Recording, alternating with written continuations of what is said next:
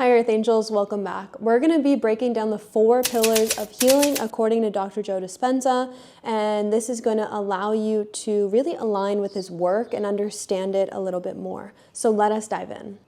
But before we dive into the content, I see that 81% of you are not subscribed. You just watch my videos, and it would be really great and supportive if you can just click that subscribe button to support the channel and allow Earth Angel frequencies to grow so we can impact more lives. All right, please do so, and let's get back to the content. The first pillar of healing is the mind. This is one of the most important aspects, which is why it's number 1, because all of Dr. Joe's work is really highlighting this. Whether you are reading the Breaking in the Habit of Being Yourself or even the entry of the Becoming Supernatural, this really showcases how thoughts can perpetuate your past. And that is how we are unchanging in our future, because we're constantly just reliving our past up here, which is manifesting in our reality.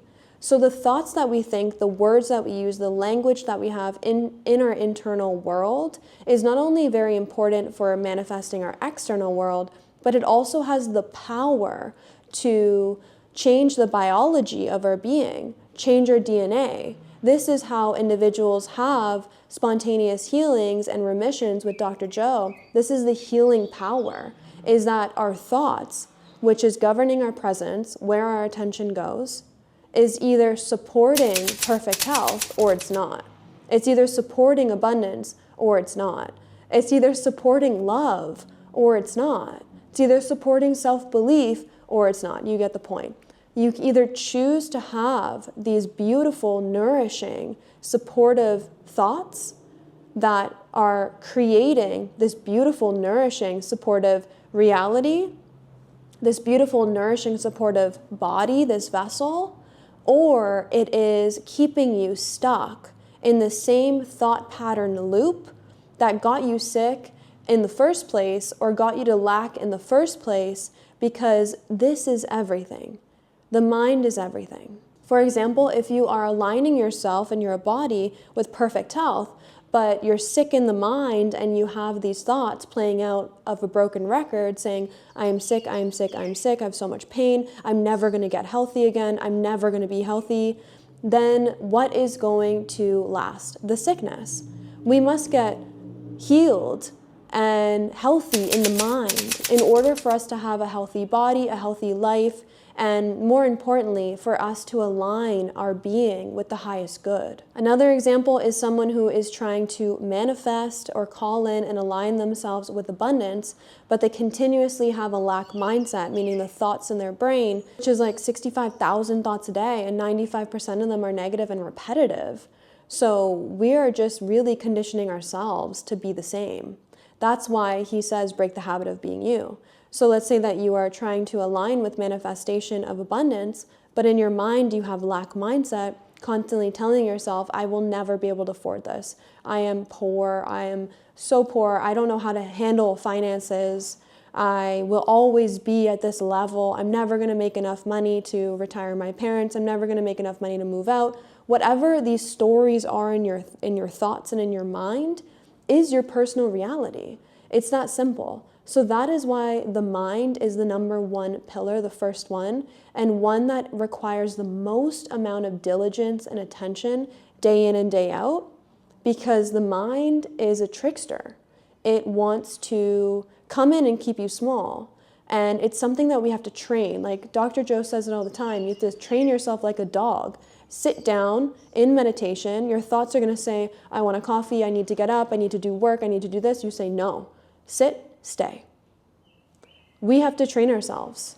And most importantly, we have to tame the mind so we can enter into a heart state and be heartful rather than the thoughts that will trick us. So if you're on the other side of this saying, oh my God, that's me, how do I change this? No problem. This is what it means to break the habit of being yourself. So welcome.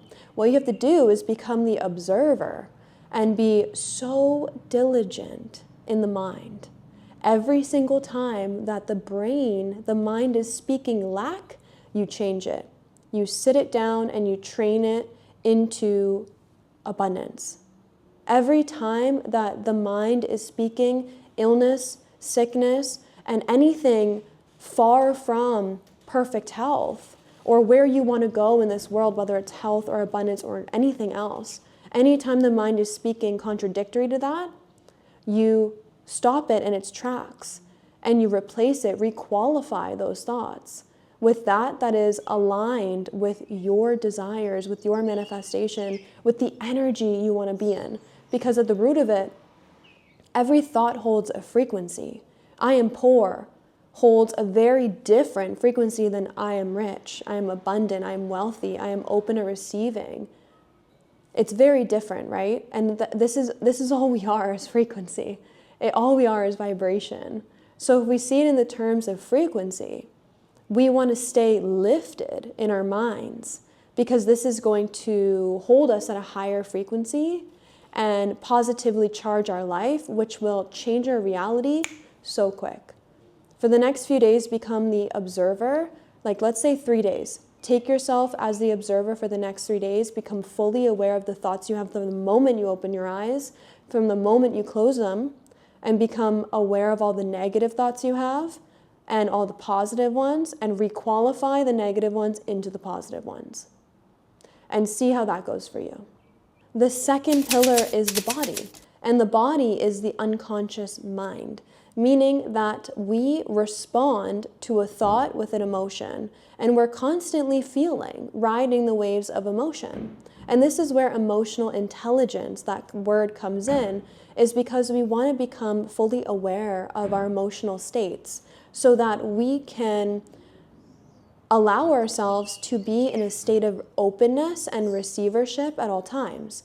Meaning that our body, let's say that we are triggered by something that triggers anxiety. Our heart is going to race. We are going to be feeling all this emotion in our chest and in our throat.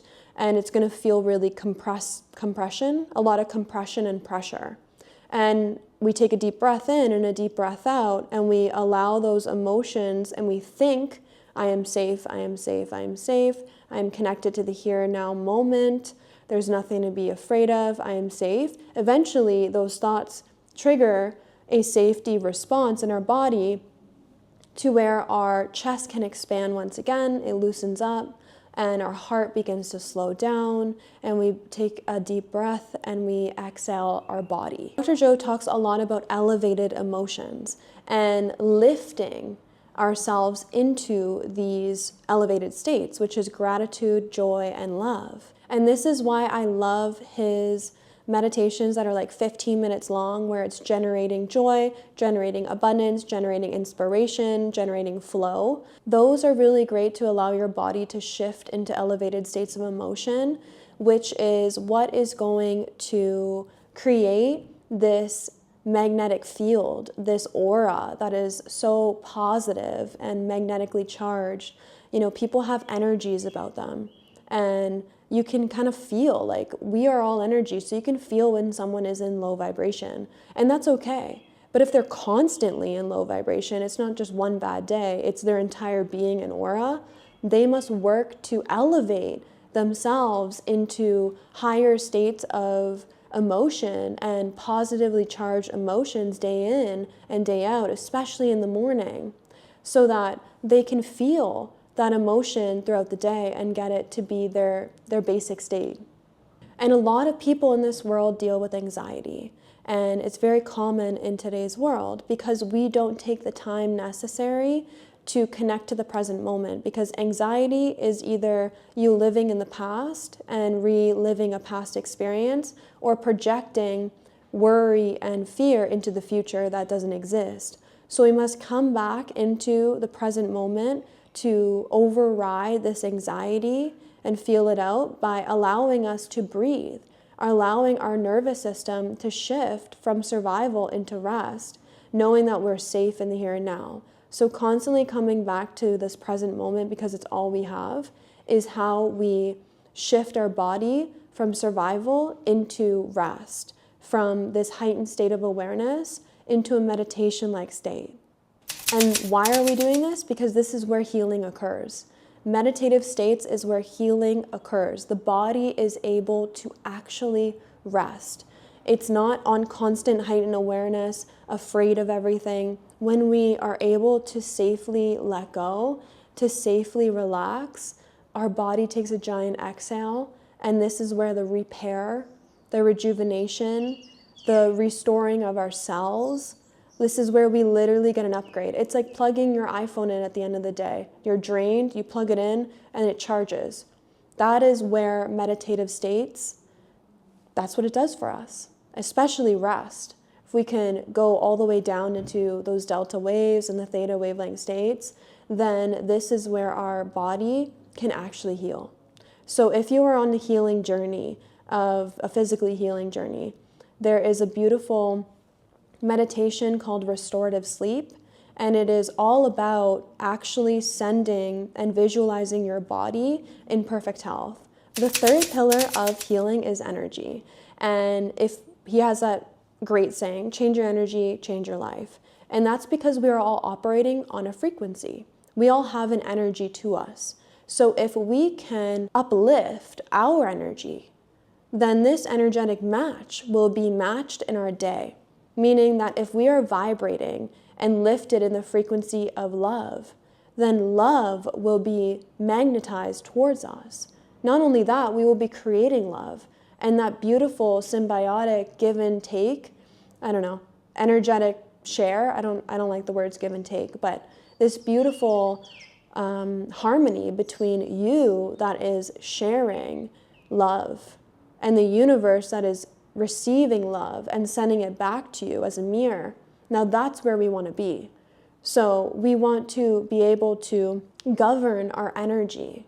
And we have an energy system in our body, 7 chakras, 7 energetic centers. And this is where the blessings of the energy center is one of the best meditations to do, because this is where Dr. Joe talks about pulling the mind out of the body, meaning that we take ourselves out of this matter, of this physical matter, this vessel, and we ascend our mind into consciousness and pure consciousness alone, which is where manifestation happens and healing occurs, because we are not attached to this physical body anymore. We're not matter, we're energy, we're particles. And that is the language of the universe. So these energy centers that I was chatting about earlier, you can go so deep into energy centers, but a little lesson here is that when we have energy centers that are blocked with a lot of energy, we want to draw this energy up to create a flow of chi, prana, life force in our bodies. So without blockages in our energy centers, we can have a constant flow. And this is how we are pure in our life. And this is how we draw energy, which is our creative centers down here, like literally for creation, our womb, our genitalia. This area right here holds so much energy. So Dr. Joe, his work, and this is really connected to the physical world. So his breath work that's why it's called pulling the mind of the body, because we're drawing energy up from these centers all the way up to the third eye and the crown and the consciousness, because this is where higher consciousness is. This is survival state and lack. And we want to draw energy, which is most of us are blocked down here. Most of us are blocked in the survival centers, which is the first 3. So we're drawing energy from the first 3 centers all the way up our spinal column, and we're releasing this fluid that presses on the brain to create essentially DMT in the brain and can produce very profound experiences. Not all the time, but in subtle ways as well. So the goal of this is to pull the mind out of the body by recognizing that we have a lot of energy blocked in our lower centers, in the survival centers, and we're drawing that energy out of these centers, up, into the higher states of consciousness, so that we can manifest from this place, that we can heal from this place, and we can really feel that we are energy at the end of the day. It's really a remembering of what and who we are, which is consciousness and pure consciousness alone. So if you are looking to energetically heal, Then the blessings of the energy centers, which I said is a beautiful meditation for this. I've had profound experiences in this one, and one that I highly recommend. So there's like 10 different versions. I love them all. Number 3 has a lot of breath work in it, if that's what you're interested in. So the last pillar is spirit and consciousness. In the last pillar that I talked about, we were talking about pulling the energy up into the brain and into the mind to recognize that we are consciousness and consciousness alone. This is where the quantum field comes in. The quantum field, I have all these other videos on it. I just posted one yesterday on it. But the quantum field is an invisible realm of energy that holds all potentials. It holds all realities in here. And it's made of energy, not matter. We are matter. This is matter. Down here, we are matter. Up there, it's energy. And we want to ascend out of the body and recognize that we are spirit, we are consciousness, we are energy, we are universe. We're not separate from any of this. We are it. And that is really that's really the essence of life, is to remember that. It's a remembering of what we are and who we are, which is pure consciousness. And from this place of pure consciousness is where we heal, where we manifest. This place of spirit and consciousness is where we actually recognize that we are fully supported. So we can let go. We can completely surrender to spirit consciousness and the universe, knowing that we are fully held by it. So all of our desires, all of our manifestations, all of our wishes is going to be answered.